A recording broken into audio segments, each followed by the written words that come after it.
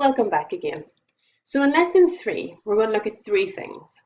We're going to look at whether sugar makes our children hyperactive. We're going to look at whether our children or us can become addicted to chocolate. And then we're also going to look at the effects that sugar has on our teeth and on our children's teeth. So it's a commonly held belief that eating sugar makes your children hyperactive. Now, I wanted to look at this a little bit more closely then. So let's take an example like we've gone to a birthday party and there are lots of people about. There are lots of adults, there are lots of children, there's lots of food, there are lots of games, there's music. It's all a buzzing environment. You see your child turn into this little menace who is absolutely bouncing off the walls, seems to have loads of energy, and you think, oh my goodness, all the sugar is just sending my child crazy. But how do you know that it's the sugar sending your child crazy, or it's the exciting atmosphere that's sending your child or making your child act different to normal and having more energy and looking hyperactive? Because the evidence simply doesn't back up the link between sugar and hyperactivity. Whenever a parent thinks their child is having sugar, they actually start to treat their child differently. So they keep a closer eye on them. They make more comments about their behavior. They try and control them a little bit more. And studies have actually shown, with regardless to whether the child has had sugar or not, if the parent thinks that the child has had sugar, then it's the parent's behavior that changes, not the child's. And they've been able to show this in studies where sometimes the children hasn't even had any sugar, but the parent believed that they had, so they change the way that they react with their child and the way they treat their child.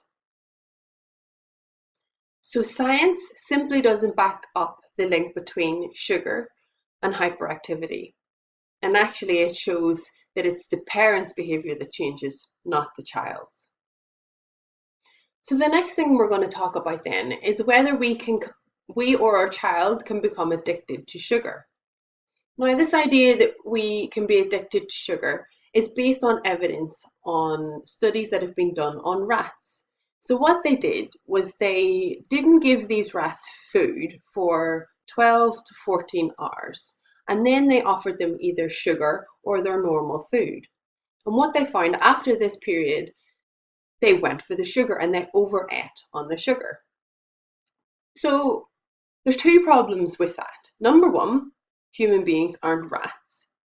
And number two, they went through a period of starvation or deprivation. Now, if you know yourself, if you haven't eaten for a full day, you're probably going to be pretty ravenous and will go for the most refined food that you can find, the easiest to access and the tastiest. And you're probably going to overeat it.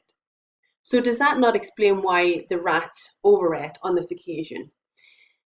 I would suggest that if the rats were offered sugary food along with their normal food, but as much as they wanted whenever they wanted, they would learn to regulate their intake. So that's the problem with the studies that tell us the sugar is addictive.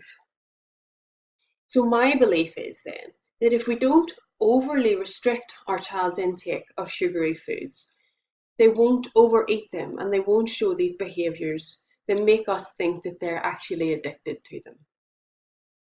So that's why I said in the last lesson, it's really important to recognize that if your child doesn't believe that they're ever going to have this food again, they're far more likely to overeat in that instance. Rather, if they expect to have it the next day or the day after, then they're far more likely to regulate their intake. So you can include sugary and chocolate foods as part of an overall healthy diet. And actually, we've sort of learned that can be a healthier approach rather than being over restrictive, because we've learned that being overly restrictive can actually lead to overeating. Now, the last thing we're going to look at then is the effect on sugar on our child's teeth. Because it's another worry that parents have. I shouldn't give my child sugar because it's going to rot their teeth. But the interesting thing is, It's not just sugar that affects our teeth and can cause cavities. It's any type of starchy food. So that includes your breads, your pastas, potatoes. All these foods still have an effect on our teeth and can create an acidic environment in our teeth. And what's actually more important than the amount of sugar or starch that we eat? It's the frequency that we eat. So for example, if we have someone who has 3 meals a day and those meals are spaced apart by a couple of hours, and then we have another person who eats far more regularly, every hour or two, then the person that eats more regularly is creating that acidic environment in their mouth far more frequently. And that has a more negative effect on their mouth, regardless of what they're eating and the amount of sugar that they're eating. Whereas the person that has spaced out their meals and actually gives their chance to recover, because saliva actually works to remineralize the teeth and recover from the eating that has been done in that acidic environment.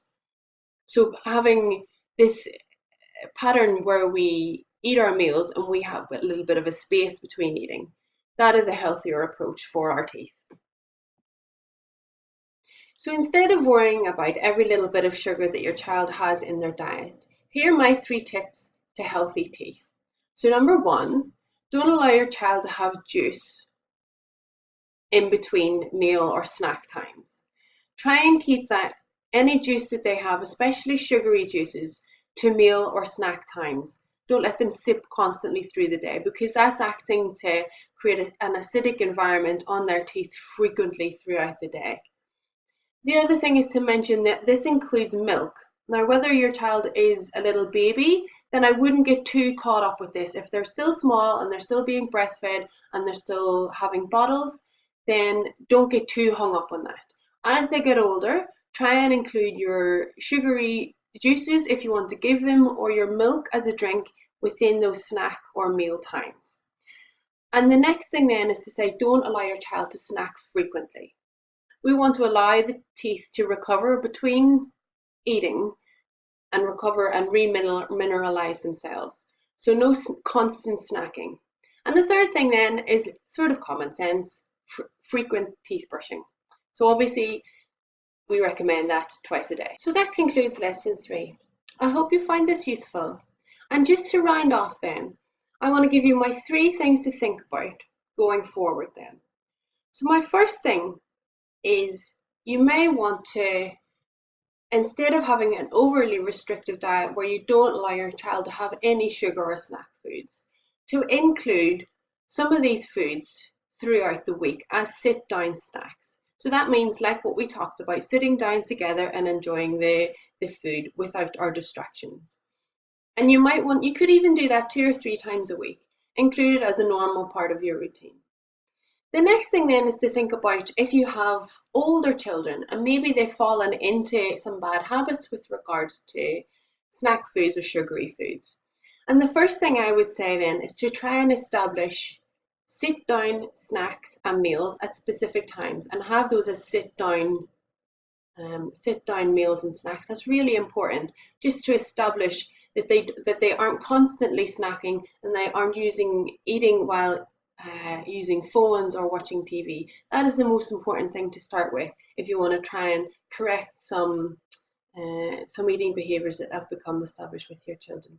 And the third thing then I wanted to just mention was where do we get help if you have got problems with your child and you are overly worried.